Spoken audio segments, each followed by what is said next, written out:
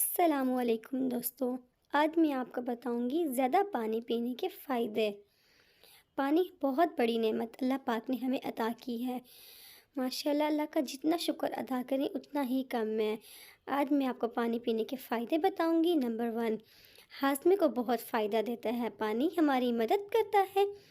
पानी चर्बी और रेशा को घिलाने में ज़्यादा पानी पीने से कब्ज़ की शिकायत दूर होती है और ये गुर्दों और जिगर के बोझ को भी कम करता है। पानी कैंसर से तहफ़्फ़ुज़ बहुत भी देता है। तहकीक के मुताबिक बताई गई है कि ज़्यादा से ज़्यादा पानी का इस्तेमाल मसाने के कैंसर का खतरा घटाता है। सुबहान अल्लाह, पानी की कितनी बड़ी नेमत अल्लाह ताला ने हमें अता की है। इससे कितनी हमारी बीमारियां दूर हो सकती हैं। उम्मीद करती हूँ दोस्तों आपको मेरी ये वीडियो पसंद आई होगी। अगर पसंद आई हो तो लाइक, शेयर और सब्सक्राइब करना ना भूलिएगा। अपना ख्याल रखिएगा। अल्लाह हाफिज़।